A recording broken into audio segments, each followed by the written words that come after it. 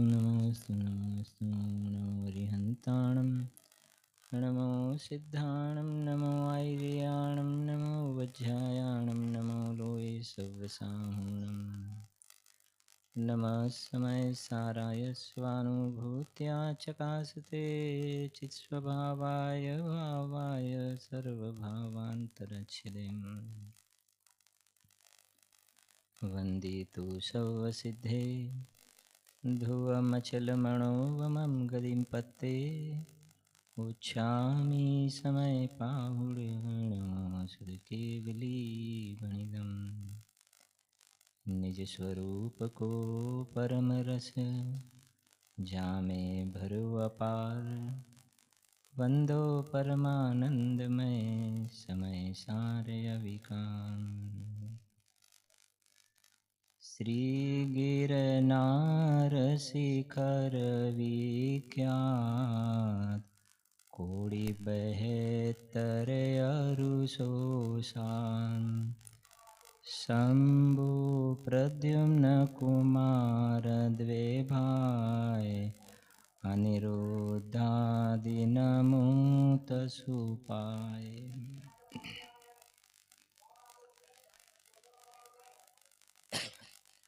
भरत क्षेत्र के समर्थ आचार्य भगवान कुंकुंद आचार्य देव द्वारा रचित ग्रंथादिराज समय सार में पूज्य गुरुदेव श्री की वैसे तो पूरा समय सार वो पी करके बैठे थे, लेकिन उसमें भी कुछ ऐसी विशिष्ट गाथाएं जो उसमें से एक 49 नंबर की गाथा है। हर एक गाथा की कोई न कोई एक विशेषता है। कल ही एक गुरुदेव श्री के घर पे स्वाध्याय के समय में एक बात पढ़ने में आई, ज्ञान गोष्ठी में है, सम्यक ज्ञान के प्रकरण में, कि इस जीव की भूल एक वो मैं खुद वर्तमान में परमात्मा हूँ ऐसा नहीं जानता है होने पर भी। तो इसके लिए इतने सारे शास्त्र की रचना क्यों हुई? तो गुरुदेव श्री ने बताया कि इसकी भूलें भी बहुत हैं, बहुत सारी गलतियां हैं। एक आत्मा को मैं परमात्मा हूँ ऐसा स्वीकार नहीं करता है तो उसके सामने गलतियां बहुत हैं, इसलिए द्वादशांग की रचना करने की जरूरत भी पड़ी।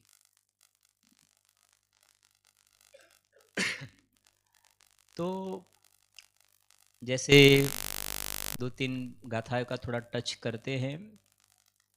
जैसे संवर अधिकार की गाथा में 181, 182, 183 जो गाथा है, उसमें आत्मा और आश्रव के प्रदेश भिन्न हैं, उपयोग में उपयोग हैं, उससे प्रसिद्ध गाथा है। मुमुक्षु समाज में अगर ऐसा अपन के कि उपयोग में उपयोग वाली गाथा कौन सी, तो तुरंत बता देंगे ना। अनुभूति स्वरूप भगवान आत्मा आबाल गोपाल सभी को सदा काल जानने में आ रहा है, तो बता देंगे कौन सी गाथा, सतरडार गाथा।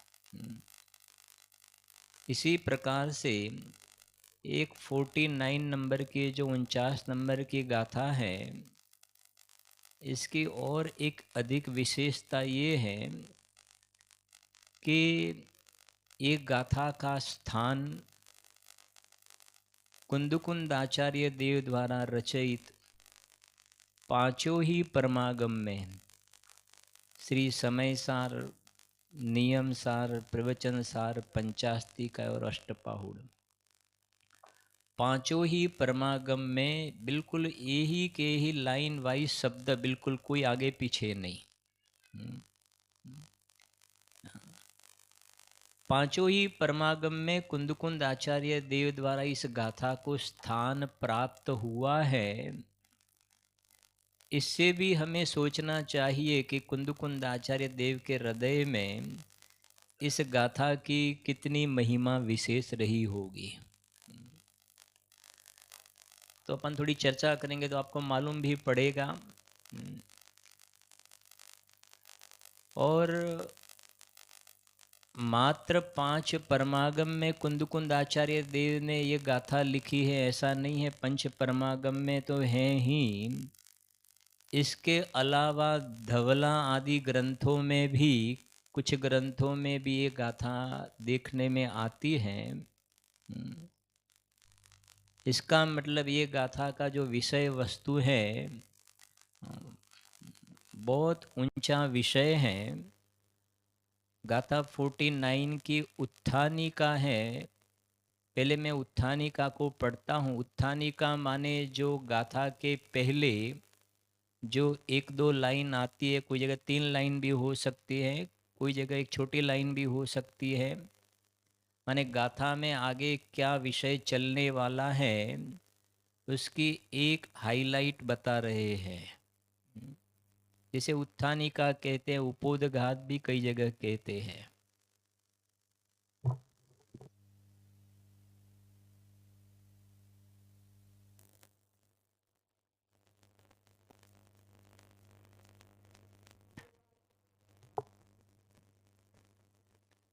स्क्रीन पे भी शायद मैंने बोला तो था, आ गया हो तो ठीक है। देखने का गाथा मैंने बताया था, वो बता रहे थे भाई क्या आ जाएगा। गाथा गाथा हाँ, मैं पढ़ता हूँ तब तक आप ध्यान से सुनना। कि अब शिष्य पूछता है कि, अब सभी यहाँ गिरनार में आज समझो ने मुमुक्षु समाज का भगवान बनने का मेला लगा है।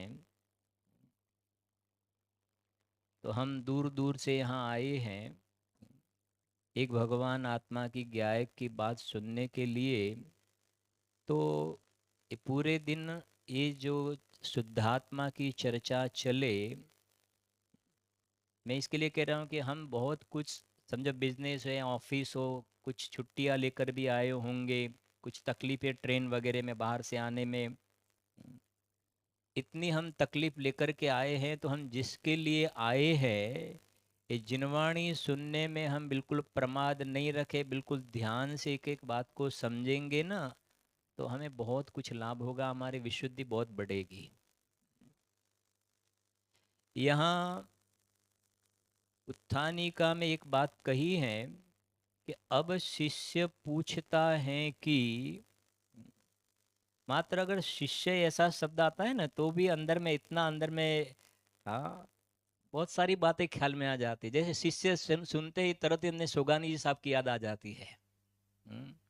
हाँ, गुरुदेव श्री की देश ना मिली कि ज्ञान ने राग जुदास है। गुरुदेव श्री बताते हमें तो गुजराती में कहू हतु, જ્ઞાન અને રાગ ભિન્ન છે, જુદા છે, મેં ગુજરાતીમાં કહ્યું હતું ને સોગાનીજી સાહેબ તો હિન્દીમાં સમજતા હતા, छતાં પણ पात्र जीव, तैयार जीव कहने का आशय उन्होंने समझ लिया और अपना काम कर लिया। माने शिष्य शब्द में आने पर भी हमें अंदर में इतना एक भाव अंदर में विशेष फुरायमान होना भी चाहिए। आत्म सिद्धि में अभी भी मैंने थोड़े दिन पहले वहां याद भी किया था, तो शिष्य प्रश्न पूछता है ना, तब श्री गुरु जब आंसर देते हैं, जवाब देते हैं, तो शिष्य ऐसा होता है कि वो जवाब को अंदर में परिणमन ला करके स्वीकार कर लेता है, ऐसा शिष्य होता है। जीवन के अंत समय तक, उस अंत समय तक उसके प्रश्न ही प्रश्न रहे और अंदर में स्वानुभव द्वारा समाधान नहीं करे, ऐसा नहीं होना चाहिए। समय सार परमागम में भी लास्ट में भी लिखा है, अलम अलम अति जल पे दुर्विकल्प अना।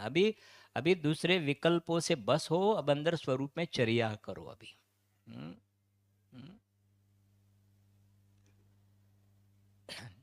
आत्म सिद्धि में एक बात आई है कि क्योंकि वहां आत्मा संबंध के 6 प्रश्न पूछे, तो श्रीमद जी ने समाधान किया कृपालु देव ने कि आत्मा छे, नित्य से, कर्ता से, भोक्ता से, मोक्ष मार्ग से, मोक्ष से।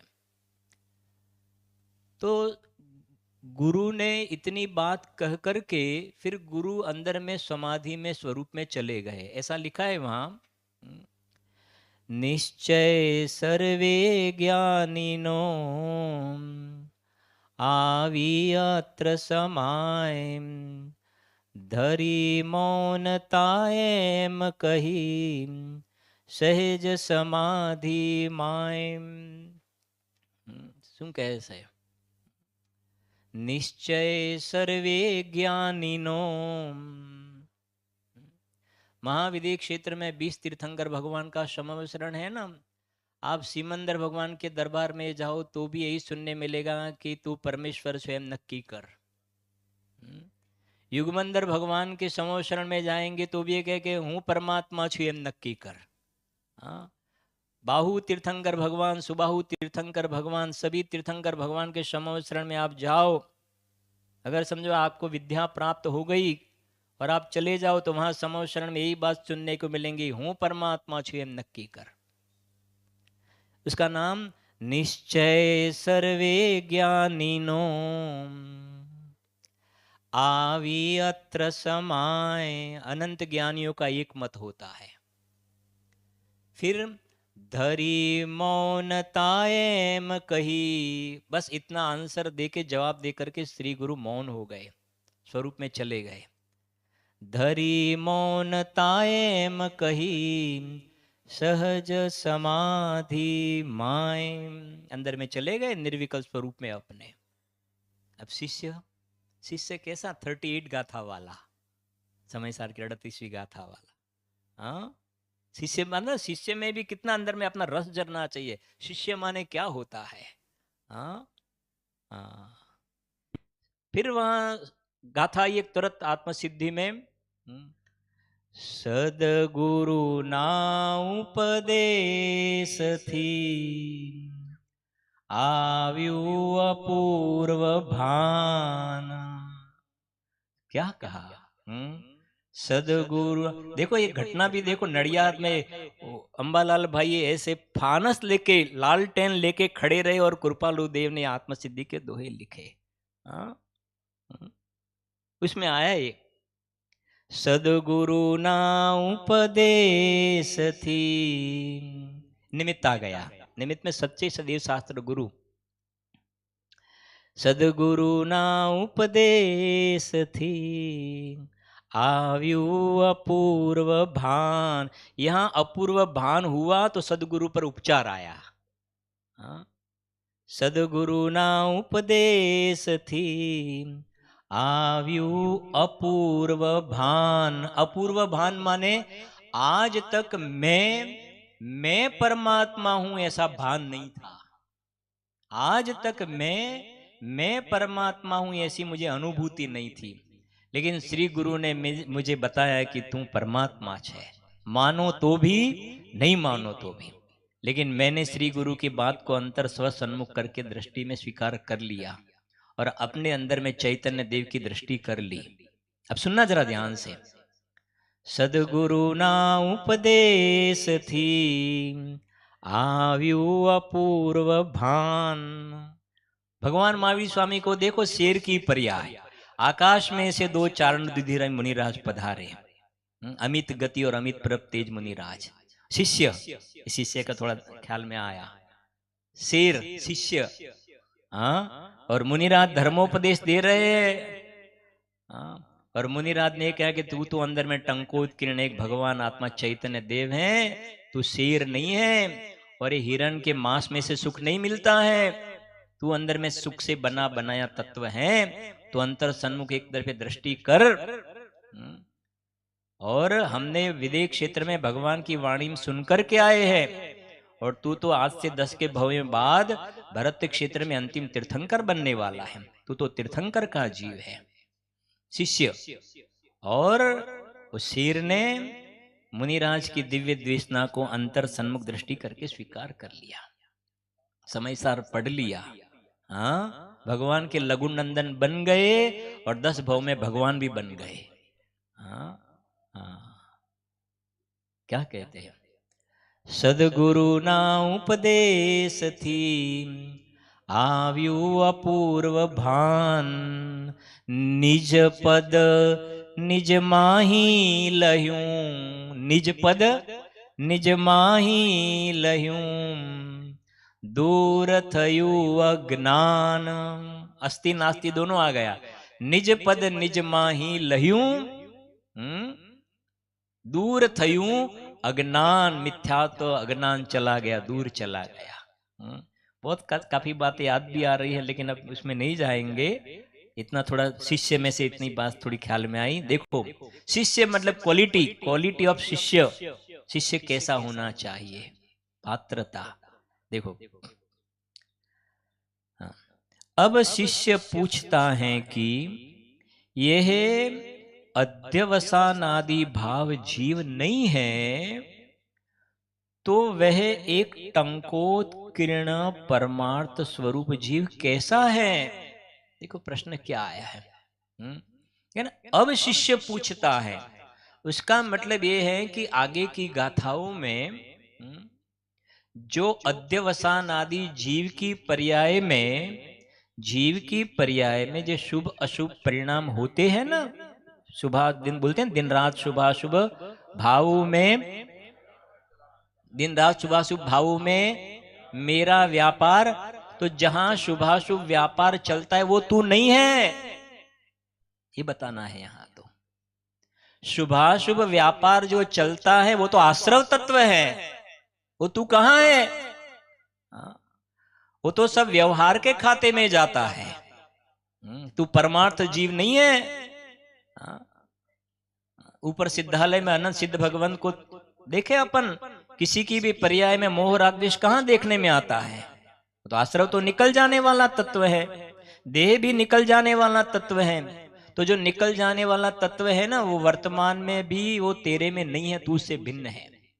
ये नक्की करना है, जो निर्णय करता है उसे निकल जाता है, और जो उसमें एकत्व बुद्धि करता है तो चार गति में उड़ता है। इष्टोपदेश में गाथा बताई वो।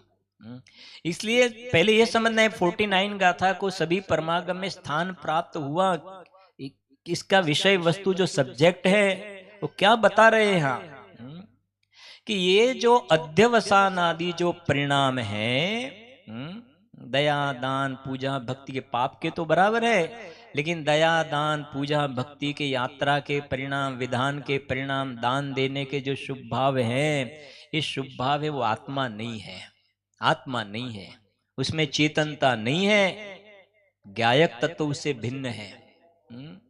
इसलिए यहां शिष्य ने पूछा, क्योंकि जिनवाणी में अध्यवसान आदि भावों को भी जीव कहा है।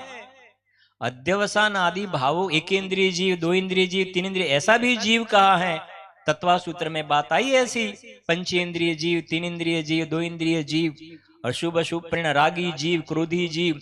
लेकिन यहां ये प्रश्न नहीं है, क्योंकि आगे बताया कि वो व्यवहार जीव है, सच्चा जीव नहीं है, निश्चय जीव नहीं है, रियल जीव नहीं है। इसलिए शिष्य ने पूछा प्रश्न, प्रश्न समझना क्या कहते हैं यहां, कि अब शिष्य पूछता है कि यह अध्यवसान आदि, अध्यवसान माने समझना दिन रात 24 घंटे जो पर्याय में परिणाम चलते हैं विकारी भाव, वो सब अध्यवसान आदि भाव है। देह की बात तो थोड़ी दूर रही, लेकिन पर्याय में जो शुभाशुभ भाव चलते हैं, क्योंकि सबसे पहले नंबर में द्रव्य गुण पर्याय का पाठ हमें पक्का मालूम होना चाहिए। द्रव्य गुण पर्याय, जब तक हम द्रव्य गुण पर्याय को बराबर नहीं समझेंगे ना, तब तक जिनागम में कहाँ कहने का आशय क्या है, उसमें से जो वीतरागता का दोहन होना चाहिए वो वीतरागता का पोषण नहीं होगा। इसलिए सबसे पहले नंबर में द्रव्य गुण पर्याय का स्वरूप हमें क्लियर होना चाहिए। तो जो ये बता रहे कि अध्यवसान आदि भाव जीव नहीं है, तो हमें तरत ख्याल में आ जाए अध्यवसान आदि भाव जीव नहीं है, ये देह तो दूसरे खाते में चला गया, वो तो दूर चली गई बात। लेकिन यहाँ तो कहते हैं कि ये जो शुभाशुभ परिणाम है वो भी जीव नहीं है, जीव की पर्याय में है, लेकिन वो कहते हैं जीव नहीं है वो। तो फिर पूछते हैं कि अध्यवसान आदि भाव जीव नहीं है, तो वह एक टंकोत्कीर्ण परमार्थ स्वरूप जीव कैसा है? क्या कहा? टंकोत्कीर्ण, टंकोत्कीर्ण माने तीनों काल नहीं बदलने वाला, तीनों काल एक रूप रहने वाला। जो पूज्य बहन श्री के वचनामृत में आया ना, जैसे कंचन को काट नहीं लगता है अग्नि को दिमक नहीं लगती है, इसी प्रकार से अंदर में टंकोत्कीर्ण जो अपना परमार्थ तत्व है वो नरक निगोद में भले चला जाए, लेकिन वो ज्ञायक तो ज्ञायक ही है, उसको रंच मात्र उसमें कोई कमी होती नहीं है। हे प्रभु तू सब बातें पूरा हमेशा वैसा का वैसा ही रहा है। इसलिए जो टंकोत्कीर्ण शब्द आया, टंकोत्कीर्ण, देखो टंकोत्कीर्ण, टंकोत्कीर्ण परमार्थ स्वरूप जीव, जीव के आगे क्या लिखा, टंकोत्कीर्ण परमार्थ स्वरूप जीव कैसा है। इसका मतलब ये है कि यहां ये जीव की बात चल रही है कि जिसके आश्रय से जीव को सम्यक दर्शन ज्ञान चारित्र की प्राप्ति होवे उसे परमार्थ जीव कहते हैं। बात समझ में आती है। यहां ये जीव की बात चल रही है, ये आत्मा की बात चल रही है कि जिसका अवलंबन लेने पर जीव को सम्यक दर्शन की प्राप्ति होती है। अनादि काल से इस जीव को एक समय मात्र सम्यक दर्शन की प्राप्ति नहीं हुई है। लिखा ना, धिक धिक जीवन समकित बिना, और सारी जिनवाणी में सम्यक्त्व के बहुत गुणानुवाद गाए हैं, और शास्त्रों में करणानुयोग में भी देखे तो सम्यक्त्व होने के बाद में किंचित न्यून अर्ध पुद्गल परावर्तन उत्कृष्ट, उतने काल में तो गारंटी से जीव निर्वाण दशा को प्राप्त होता ही है। सम्यक्त्व होने के बाद में पंच परावर्तन पे चौकड़ी लग जाती है, मात्र किंचित न्यून अर्ध पुद्गल परावर्तन काल रहता है, वो भी उत्कृष्ट बताया। तो ये जो, और फिर 41 प्रकृति का बंध नहीं होता है, अंदर में निराकुल आनंद का स्वाद का प्रारंभ हो जाता है, भगवान का लघुनंदन बन जाता है। तो सम्यक्त्व के बहुत गुणानुवाद गाए हैं, तो प्रश्न होता है कि ऐसा सम्यक्त्व किसके आश्रय से प्राप्त होवे, ऐसा कौन सा जीव है कि जिसके आश्रय से जीव को सम्यक्त्व की प्राप्ति होती है। तो इस गाथा में सम्यक दर्शन का विषय भूत भगवान आत्मा का दर्शन कराया है, चैतन्य देव का स्वरूप बताया है, टंकोत्कीर्ण जीव का स्वरूप बताया है, कभी नहीं बदलने वाला। इसलिए लिखा यहां टंकोत्कीर्ण परमार्थ स्वरूप जीव कैसा है, उसका लक्षण क्या है, इस प्रश्न का यहां उत्तर कहते हैं। गाथा का पाठ करता हूं, यहां आ गया ना। हाँ देखो, प्राकृत में भी, अच्छा हाँ प्राकृत में होगा। हाँ देखो क्या कहते हैं यहाँ, अरसमरुवमगन्धम् अवत्तं चेदनागुणमसद्दं जान अलिंगगहनं जीवमणिदिट्ठ संठाणम। नीचे संस्कृत में भी पढ़ लेते हैं। अरसमरूपमगन्धमव्यक्तं चेदनागुणमशब्दं जानीहि अलिंगगहनं जीवमनिर्दिष्ट संस्थानम। हिंदी में, जीव चेतना गुण शब्द रस रूप गंध व्यक्ति विहीन है।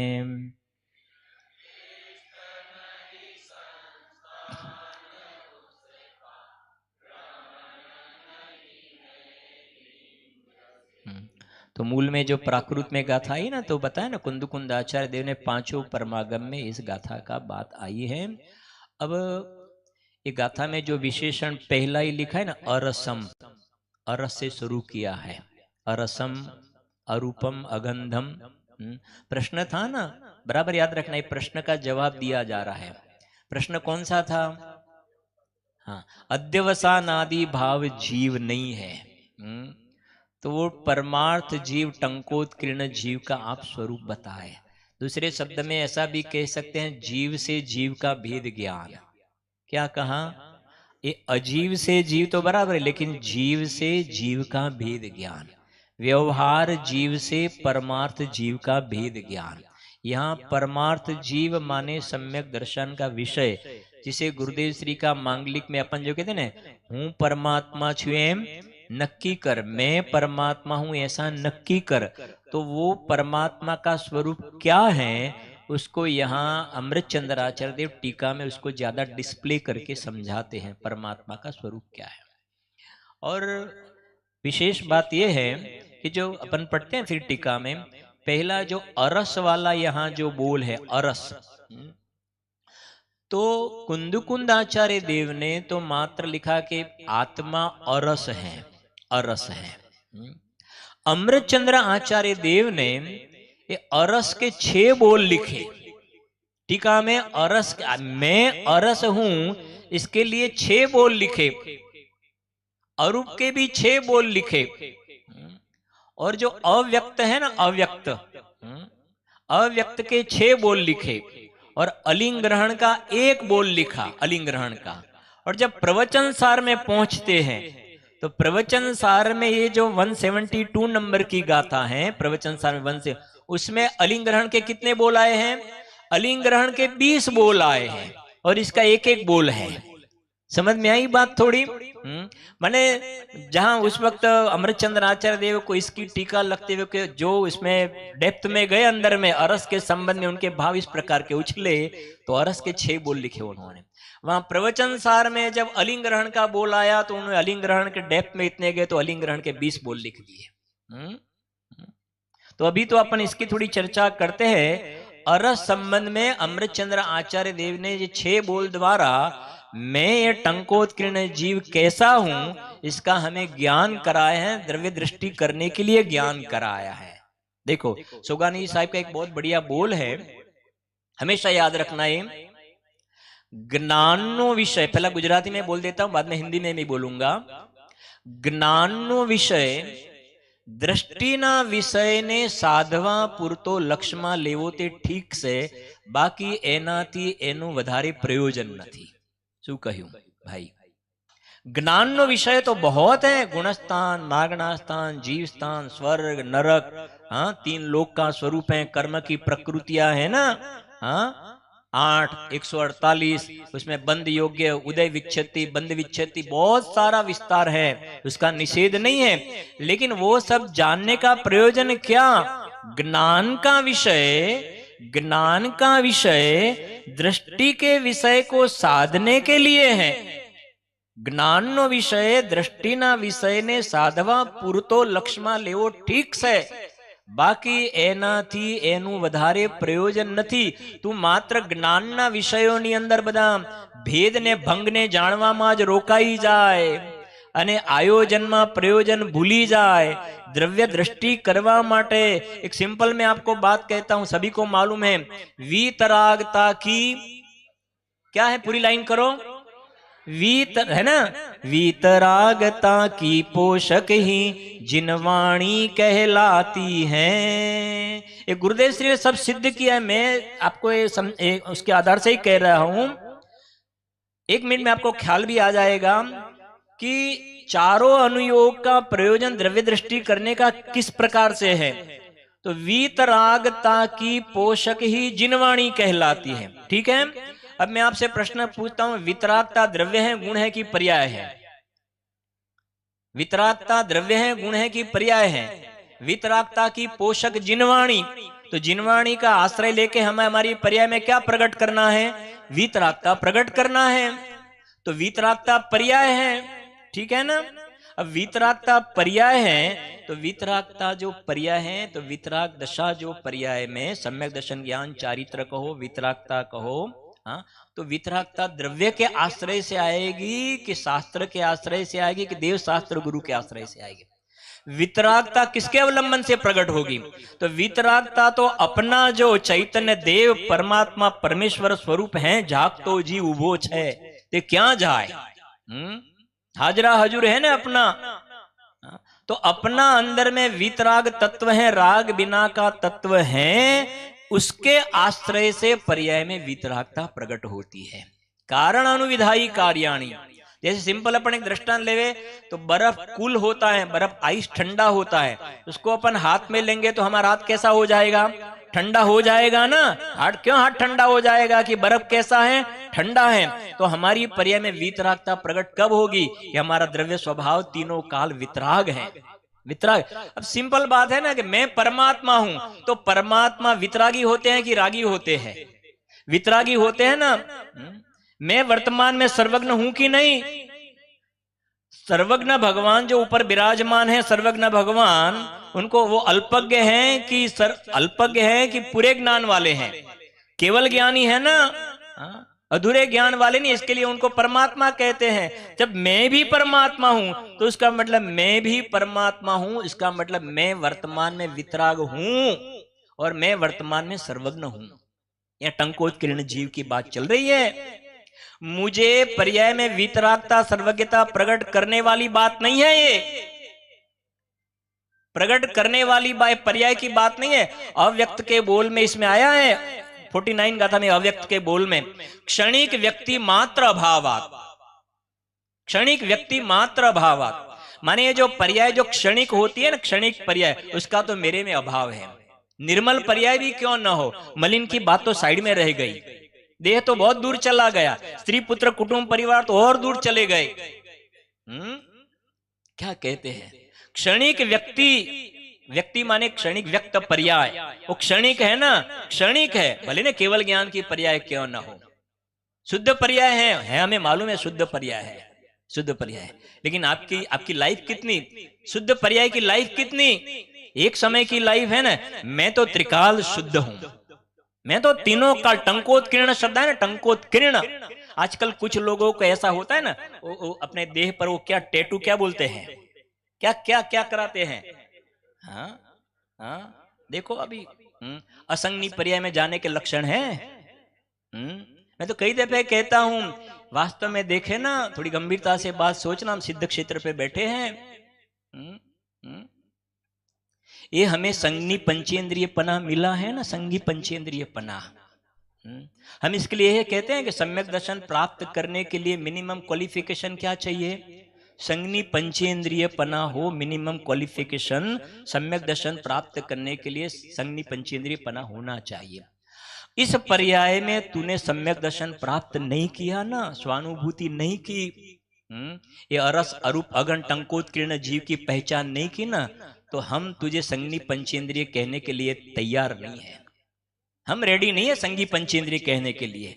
तूने तो धंधे व्यापार में, बिजनेस में लोगों को ऐसा समझाने में, ऐसा समझाने में, दूसरे जगह पराश्रित व्यवहार में तेरे ज्ञान का यूज किया ना।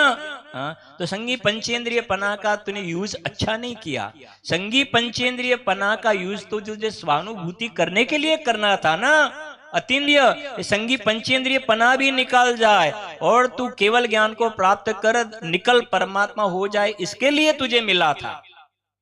और तू ये बुद्धि का दुरुपयोग कर रहा है। मैंने बताया टंकोत्कीर्ण में से बात ख्याल आई, ये शरीर पे आजकल वो मशीन से खुदाई कराते हैं, देखो। और जो आप मेहंदी वगैरह लगाते हैं ना, मेहंदी वगैरह, मेहंदी तो तुरंत चली जाती है, तुरंत चली जाती है। लेकिन ये इस पे जो हमारे गुजरात में कोतर काम समझे छे ने, हाँ, इसके पर जो कराता है ना वो टंकोत्कीर्ण, टंकोत्कीर्ण। हाँ, मालूम है आपको, त्रियंचो वगैरह को जो पशु को पहचानने के लिए उसको डाम देते हैं, डाम, डाम क्या बोलते हैं आपके हिंदी में भाई साहब? हाँ विजय जी, हाँ, गरम गरम ये कोयला वगैरह से गरम से दाग देते हैं ना। बस तू उस वक्त तू ये जब करवाता है ना, हाँ, ये करवाता है, उसी वक्त तुझे मालूम नहीं है ये 343 घन राजू लोक में कारमान वर्गणाएं ठसोठस भरी हुई है।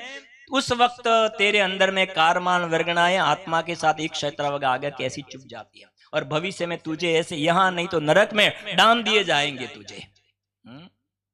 देखने में आते हैं ना, फिर ऐसा करेंगे और हमारे साथ बात करेंगे तो ऐसा हंस पे बात करना पड़ेगा, ऐसा करके, ऐसा करके फिर बात ऐसा कर, फिर दिखाना भी पड़ेगा ना विजय जी, दिखाना भी पड़ेगा। हाँ देखो तो सही। हाँ, अभी तो इसको यहाँ ले जा, यहाँ शिष्य के पहले बात है, शिष्य की क्वालिटी कैसी क्वालिटी होनी चाहिए। 38 गाथा नियम सार की एक बात ख्याल में आती है। 38 गाथा नियम सार सबको मालूम होगा ना, 38 का उपादे अप्पण अप्पा। आत्मा को आत्मा उपादेय है, दोनों जगह आत्मा, आत्मा को आत्मा उपादेय है। तो वहां आत्मा को आत्मा, तो जो पर्याय में भगवान आत्मा का स्वीकार होता है वो निर्मल पर्याय हो व्यवहार आत्मा, और जिस भगवान आत्मा का स्वीकार हुआ वो निश्चय आत्मा, और जिसमें स्वीकार हुआ वो व्यवहार आत्मा। मलिन पर्याय शुभ परिणाम वो व्यवहार आत्मा नहीं, वो अनात्मा है, वो अनात्मा है। 14 नंबर की गाथा, 14 नंबर की गाथा में देखो राग अनात्मा, अनुभूति को आत्मा कहा ना 14 नंबर की गाथा में। वहां 5 बोल द्वारा शिष्य की लायकात बताई, कैसे आत्मा को कैसा आत्मा उपादेय है। तो वहां लिखा 5 इंद्रियों के फैलाव रही देह मात्र जिनका परिग्रह है, पर द्रव्य से जो परान्मुख है, सहज वैराग्य महल के शिखर के जो शिखामणि है, पर द्रव्य से जो परान्मुख स्वद्रव्य में जिनकी तीक्ष्ण बुद्धि है, और जो परम जिन योगीश्वर हैं, ऐसे आत्मा को ऐसा कारण परमात्मा उपादेय होता है। उपादेय अपणोपा। ये तो टंकोत्कीर्ण में से बात ख्याल में आई, या ये टंकोत्कीर्ण समझाने के लिए।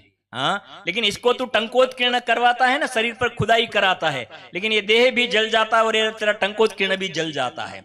लेकिन हमारे ये श्री गुरु जो टंकोत्कीर्ण चैतन्य देव को बताते हैं, वो तो अनादि अनंत शाश्वत है। जीव शांति से एक दफे मैं अनादि अनंत को ज्ञान में लेवे, अनादि अनंत को ज्ञान में लेवे, और अनादि अनंत हूं, और प्लस में अनादि अनंत शुद्ध हूं, अनादि अनंत में वितराग सर्वज्ञ हूं, अनादि अनंत में कारण परमात्मा हूं। तो अनादि अनंत में शुद्ध तत्व हूं, ऐसा ज्ञान में तो तू ले।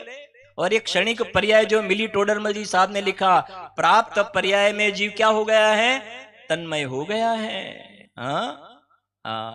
ये मनुष्य पर्याय तो ये हमें जो ये बात मिली है, वो तो द्रव्य को ढूंढने के लिए मिली है। द्रव्य तो अंदर में परमात्मा स्वरूप है। आया ना, क्यों जाता, बोलो आ गए ना सब, यहाँ आ गए ना, क्यों जाता, हाँ विजय है ना, क्यों जाता गिरनार, क्यों जाता काशी, फिर यहाँ आ गए हम सब, क्यों जाता गिरनार। तो यहाँ सात कितने कोड़ी 72 करोड़ 700 मुनिराज यहाँ से मोक्ष पधारे। नेमिनाथ भगवान की दिव्य ध्वनि में क्या आया, तो आप यहाँ आ गए, क्या आ गए। फिर वो क्या कह रहे हैं, क्यों जाता क्यों आए गिरनार, समझे ना, क्यों जाता गिरनार, क्यों जाता काशी, घट ही में है मेरे घट घट का, ना वो बता रहे हैं हमें, घट ही में है तेरे घट घट का वासी, अंतर का कोना टटोल, लो अंतर का कोना टटोल, तेरा टंकोत्कीर्ण भगवान आत्मा तो अंदर में विराजमान है, हाजरा हजूर है। जैसे भगवान को तो लाके हमने वहां से लाकर के यहाँ विराजमान किए ना अभी, लेकिन अंदर वाला परमात्मा अनादि से विराजमान है।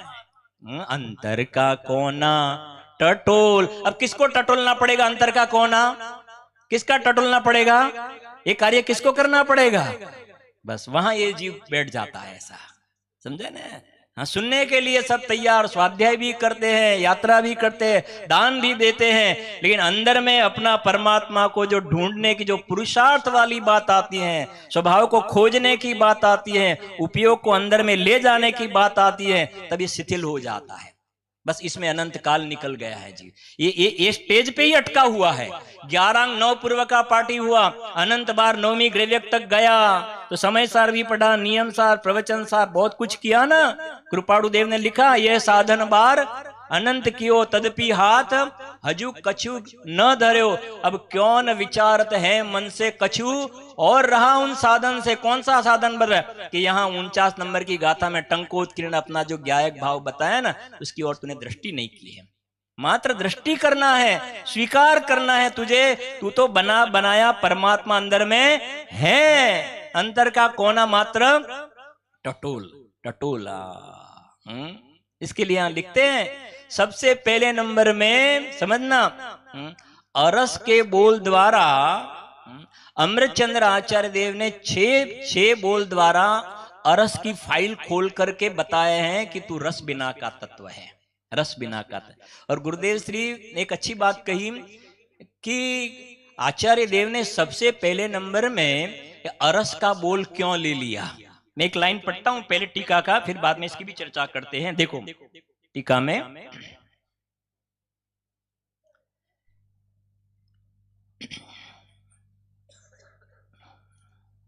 6 बोल मैं टीका में पहले पढ़ लेता हूं, 6 बोल, मतलब एक एक सुनना, थोड़ा थोड़ा इशारा करके मैं चलूंगा, फिर सेकंड स्वाध्याय में उसको खोलेंगे भी और एक एक बात को डिटेल में समझेंगे भी।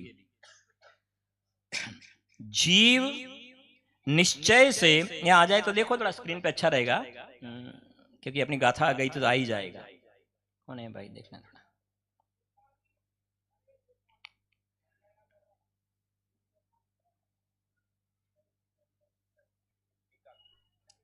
टीका निकलना, थोड़ा फॉरवर्ड करना एक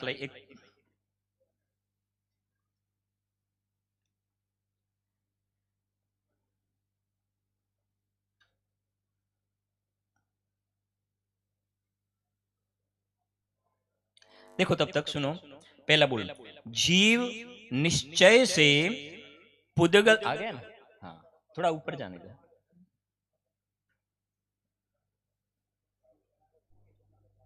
मैं 6 बोल इसके लिए पहले पढ़ लेता हूं कि आपके ज्ञान में क्लैरिटी हो जाए कि ये विषय अपना चलने वाला है, बराबर है ना? जीव, हाँ, निश्चय से पुद्गल द्रव्य से अन्य है। पहले निश्चय से पुद्गल द्रव्य से अन्य है। थोड़ा इशारा करूं, एक कौन सा द्रव्य है? कौन सा द्रव्य है? और मैं उससे अन्य, ठीक है ना? बराबर है ना? हाँ हाँ।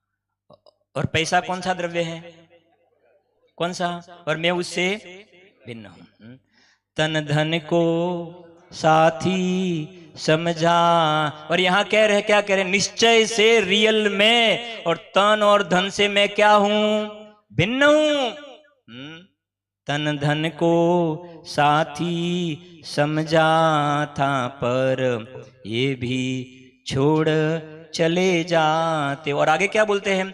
चिर रक्षक धर्म हमारा हो धर्म हमारा चिर साथी, जग में न हमारा कोई था, हम भिन्न रहे जग के साथी। है ना? पूजन वगैरह में भी गाथा के दर्शन होते हैं। देखो पहला, जीव निश्चय से पुद्गल द्रव्य से अन्य है, इसलिए उसमें रस गुण विद्यमान नहीं है। किसमें? किसमें रस गुण विद्यमान नहीं है? टंकोत्कीर्ण जो भगवान आत्मा चैतन्य देव हैं, उसमें रस गुण विद्यमान नहीं है, इसलिए अतः वह मैं कैसा हूं? मैं अरस हूं। पहला बोल। दूसरा, पुद्गल द्रव्य के गुणों से भी भिन्न होने से, पहले द्रव्य लिखा पुद्गल द्रव्य, अब उसके गुण, पुद्गल द्रव्य के गुणों से भी भिन्न होने से स्वयं भी रसगुण नहीं है, इसलिए मैं कैसा हूं? अरस हूं। तीसरा बोल, तीसरा बोल द्रव्य इंद्रिय का है, ये सब द्रव्य इंद्रिय, परमार्थ से पुद्गल द्रव्य का स्वामित्व भी उसके नहीं है, इसलिए वह द्रव्य इंद्रिय के आलंबन से भी रस नहीं चखता, अतः अरस है। नींबू खटा है, नींबू खटा है उसका ज्ञान, नींबू खटा है उसका ज्ञान कान में रस निचोने से होता है या जीभ पे रस निचोने से होता है? हाँ, नींबू खट्टा है उसका ज्ञान कान में निचोने से, क्या जीभ पर? जो लोग कहेंगे यार इसमें क्या सिंपल क्वेश्चन है, थोड़ा टिपिकल प्रश्न पूछो ना आप। नींबू कान में डाले तो मालूम नहीं पड़ेगा, लेकिन जीवा पर रखेंगे ना तो मालूम पड़ जाएगा नींबू खट्टा है कि नहीं। यू आर रॉन्ग, हम यही पढ़ा रहे हैं। हाँ, जीभ में ज्ञान नहीं है, जीभ तेरी नहीं है, नंबर 1, ये जीवा तेरी नहीं है, और जीवा में ज्ञान नहीं है, और जीवा ज्ञान में निमित्त होवे वो ज्ञान भी तेरा नहीं है। ये आएगी एक एक बात आगे। समझ में आए ना बात? 31 गाथा, शरीर परिणाम को प्राप्त द्रव्य इंद्रिया मेरे से भिन्न है, ये बता रहे हैं। देखो ये तो गुरुदेव श्री हमें मिल गए, हाँ, कि एक एक बात खोल खोल करके इतनी बताई ना, हाँ, तो बिल्कुल एकदम आसान नहीं, नहीं ऐसा ही हो सकता है, इसके अलावा और कुछ नहीं हो, ऐसा ही स्वरूप है। हाँ, पहले धारणा ज्ञान में तो क्लियर कट हो जाए। वैसे धारणा ज्ञान तक अनंत बार है, लेकिन ये बात थोड़ी कहने के लिए कहते हैं, बाकी धारणा ज्ञान की भी कोई वैल्यू नहीं है। हाँ, कोई वैल्यू नहीं है धारणा ज्ञान की। सोगानी साहब का एक बोल है, सोगानी साहब का एक बोल है कि धारणा, ओनली धारणा ज्ञान है ना, ओनली धारणा ज्ञान, वो बंद तिजोड़ी जैसा है। तिजोड़ी बंद, अंदर अंदर बहुत सारी कैश होवे, लेकिन तिजोड़ी कैसे है? बंद। और घर में सब भूखे मर रहे हैं विजय जी, घर में सब भूखे मर रहे हैं तिजोड़ी में।